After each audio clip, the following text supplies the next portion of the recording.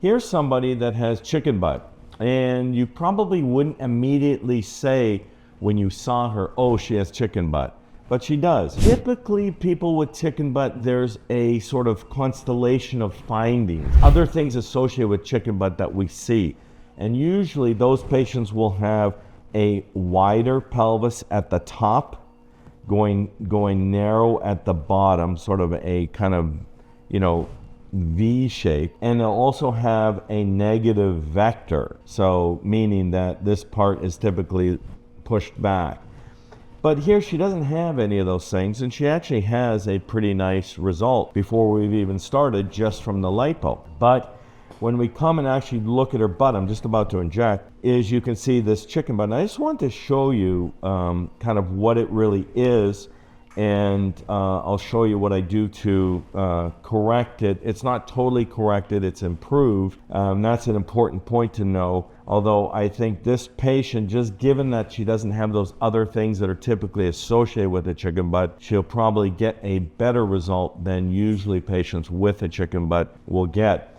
But here, just come on in close here. I just want to look at something. So what I've done here with this line here, this is what I marked before. Well, I did all this before surgery, but this line here represents kind of where her ideal fold would be. And you can see here, I marked it on each side. And you see how different it is. If we look between where she already has a fold, this is where her ideal fold would be. But you can see the difference just between the width there and the width here.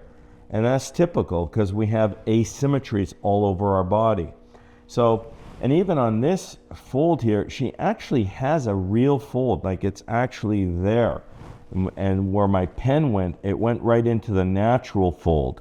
And this is her other fold that's higher and it's tighter, and that's what's giving her this chicken butt, which is that tethering and compression in this area. That's why I got these little two lines, because I know that's my little sign for chicken butt. And so that's where it gets tethered, and her fold is short, and it tends to be, really pulling in that direction. That tethers and tightens everything. Whereas this would be a better location for her fold.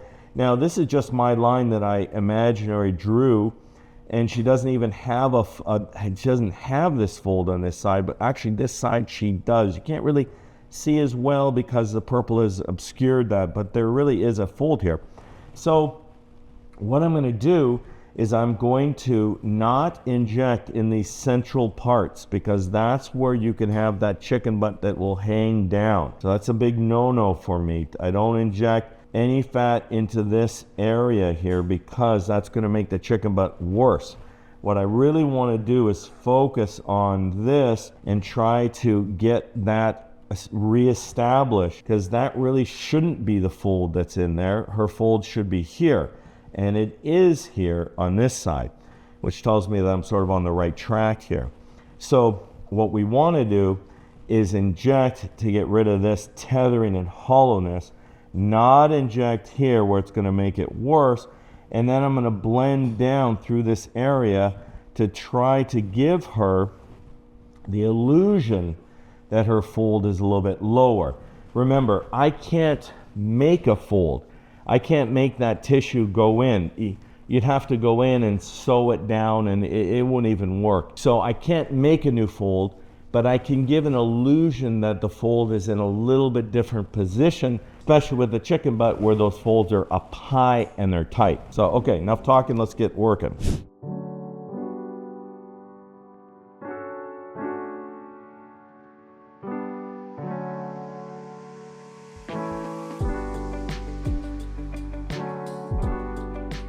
Okay, so let's check out how she looks now after 3 days. It's only been 3 days. And remember, I was at least struggling here with her chicken. I think people don't realize, like, we do things in the operating room and we're trying to do things, we do the best we can, but we don't always know how it looks later. So, I was nervous before opening the door just to make sure everything looked good. And then after I saw her, I'm happy. Everything looks really good. Let me show you why I'm happy.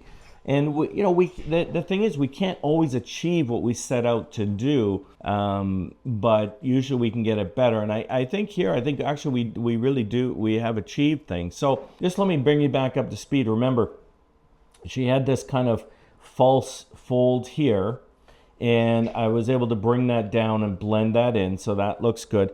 Remember, I can't change this fold here, but the main problem was this chicken butt with the fat here and not very much here. She really did pop out very nicely, and this contour is much smoother now. And the same thing with this side. Remember, her fold is different here. Remember, this fold here is a little bit different than this one.